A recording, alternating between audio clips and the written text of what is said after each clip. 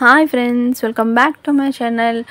ఈరోజు ఓట్స్ లడ్డు ఎలా చేయాలో తెలుసుకుందామా. ముందుగా 1 కప్పు ఓట్స్, 1/2 కప్పు బాదం, 1/4 కప్పు నువ్వులు, 1/2 కప్పు బెల్లం, ఇంకా 4 ఇలాచి, దాల్చిన చెక్క ఒక 2, పిస్తా కొన్ని తీసుకోవాలన్నమాట.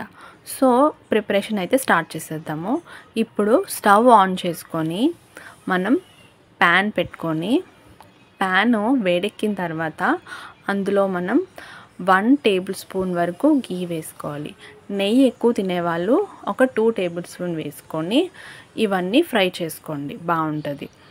ఓకే, ఇప్పుడు గీ ఇలాగా వేడెక్కిన తర్వాత మనం పిస్తా ఉంది కదా, పిస్తా కొన్ని ఇలాగ ఫ్రై చేసుకోవాలన్నమాట.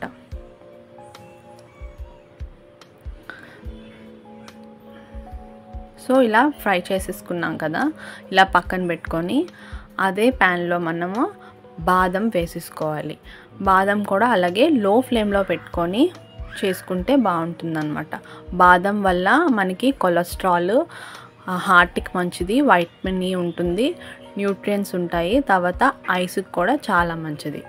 ఇప్పుడు మనం ఇలా పక్కకు తీసుకున్నాం కదా, ఇప్పుడు నువ్వులు కూడా ఇలాగే లో ఫ్లేమ్లో పెట్టుకొని చేసుకోవాలన్నమాట. నువ్వుల వల్ల కూడా మనకి ఫైబరు, ఇంకా low blood pressure, healthy bones, vitamin B, antioxidants కూడా మంచిగా ఉంటాయన్నమాట. నువ్వులు కూడా ఖచ్చితంగా తీసుకుంటే చాలా మంచిది. ఇలా మిక్సీ జార్లో వేసుకున్నాం కదా, పక్కకు తీసుకున్న తర్వాత ఇప్పుడు మళ్ళీ ఓట్స్ కూడా మనం ఫ్రై చేసుకోవాలి. అన్నీ లో ఫ్లేమ్లో కానీ మీడియం ఫ్లేమ్లో కానీ పెట్టుకొని చేసుకోండి. తర్వాత ఓట్స్ కూడా vitamins, minerals, antioxidants, fibre, better డైజెషన్కి బాగా పనిచేస్తుంది అనమాట. సో ఇలాగా మనము చూసారా కలర్ మారింది. ఇలా అయిన తర్వాత మనం మిక్సీ జార్లో తీసుకొని దీన్ని పక్కన పెట్టుకోవాలి. చల్లారిపోయిన తర్వాత మనము ఇది దాల్చిన చెక్క 2 అని చెప్పాను కదా, ఫ్రై చేసుకోవాలండి. కొంచెం ఫ్రై చేసుకున్న తర్వాత ఇలా గ్రైండర్లో వేసుకొని మనము మిక్సీ చేసేసుకోవాలి. అది కూడా పొడి అయిపోతుంది. అది ఎందుకు వేస్తామంటే మనకి స్మెల్, ఇంకా దాల్చిన చెక్క కూడా మనకి చాలా మంచిది. సో ఇలాగ అయిపోయిన తర్వాత నువ్వులు కూడా ఇలాగే మనం గ్రైండ్ చేసేసుకోవాలి. ఇందులో మనము బాదము, ఇంకా ఇలాచి అని చెప్పాను కదా, ఇందులో వేసేసుకొని మనము గ్రైండ్ చేసేసుకోవాలి. సో ఇలాచి వల్ల కూడా స్మెల్ మనకి బాగుంటుంది అనమాట. సో ఇలా గ్రైండ్ చేసేసుకొని ఇలా పక్కన పెట్టుకోవాలండి. చూసారా, ఇలాగ కొంచెం అటు సాఫ్ట్గా కాదు, గరుగ్గా కాదు, అట్లా కొంచెం ఇట్లా చేసుకుంటే బాగుంటుంది. సో ఇట్లా పక్కన పెట్టుకొని మనము బెల్లం ఉంటుంది కదా, బెల్లం ఇలా ఏంటంటే గట్టిపాకం ఇలాగ అవసరం లేదు. జస్ట్ మనం కొంచెం చూపించాను కదా, ఇలా వాటర్ వేసి బెల్లం కరగడానికే మనం ఇక్కడ పెడుతున్నాం అన్నమాట. సో బెల్లం వల్ల కూడా ఐరన్, ఇమ్యూనిటీ, ఇంకా డైజెషను, బోన్ హెల్త్కి కూడా చాలా మంచిది. సో మీ డైట్లో ఎప్పుడు ఇది ఉండేలాగా చూసుకోండి. తర్వాత ఇది చూసారా వాటర్ ఇలా అయిపోయింది కదా, స్టవ్ ఆఫ్ చేసేసుకొని అందులో మనము 1 టేబుల్ స్పూన్ గీ వేసుకోవాలి.